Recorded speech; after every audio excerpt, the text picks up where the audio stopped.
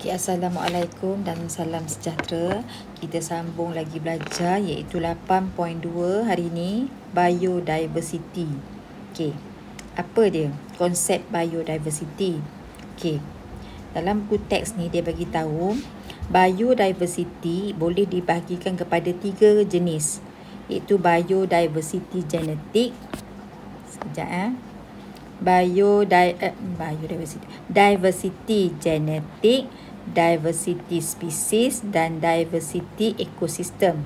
Okay. Nak lagi faham, kita tengok jadual ni. Okay.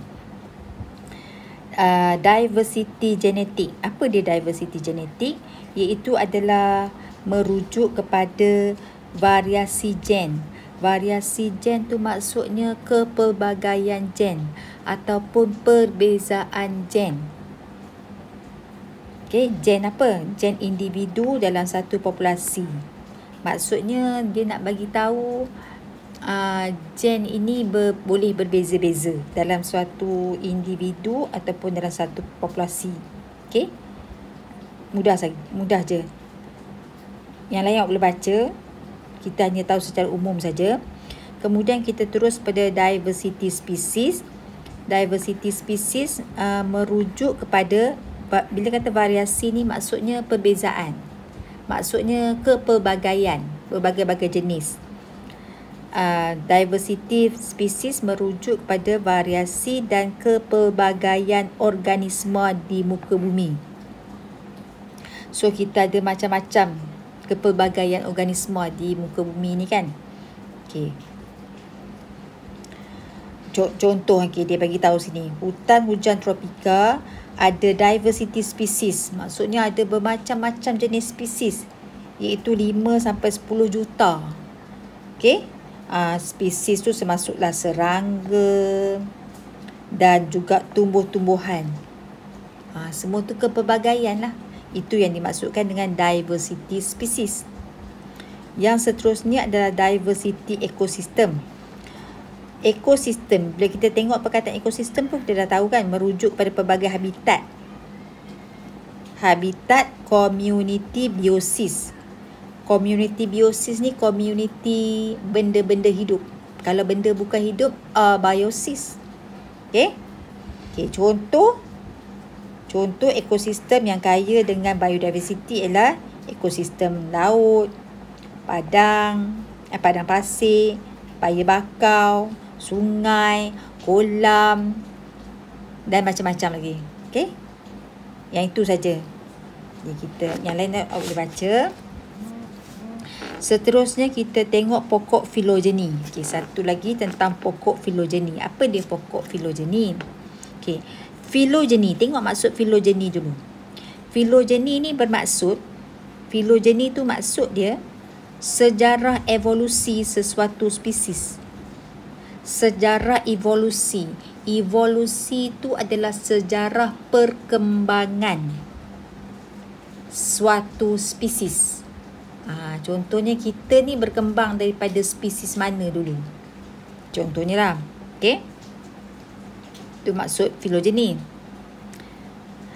Pokok filogeni pula merupakan satu rajah yang bercabang.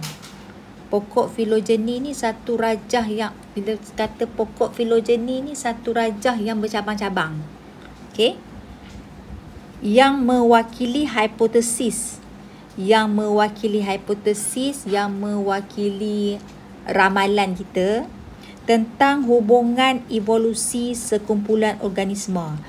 Tentang hubungan evolusi sekumpulan organisma maksudnya tentang hubungan perkembangan sesuatu organisma tadi.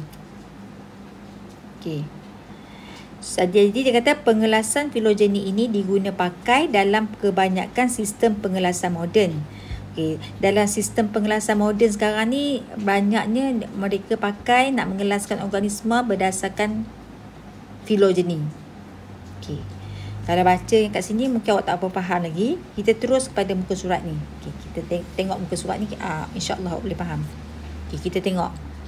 Ni adalah rajah 8.7 pokok filogeni tumbuhan darat. Pokok filogeni tumbuhan darat. Okey. Apa yang dikatakan pokok filogeni? Okey, mari kita tengok apa dimaksudkan dengan gambar rajah 8.7 ni. Dia kata tumbuhan darat dikatakan berevolusi, maksudnya berkembang, berasal daripada alga hijau. Oh, tengok ni. Alga hijau. Okey.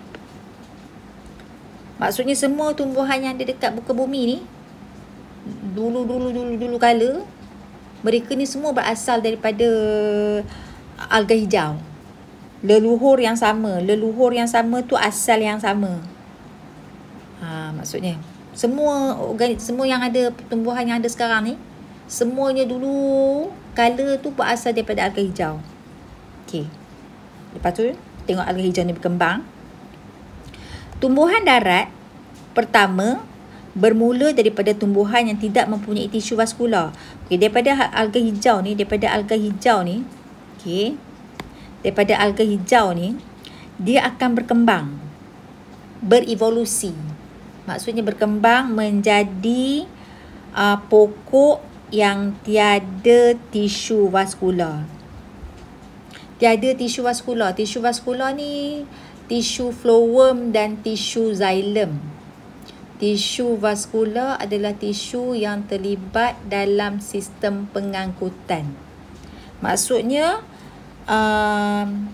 daripada alga hijau ni lah dia akan berevolusi menjadi tumbuhan yang tak ada tisu vaskular dulu. Contohnya lumut.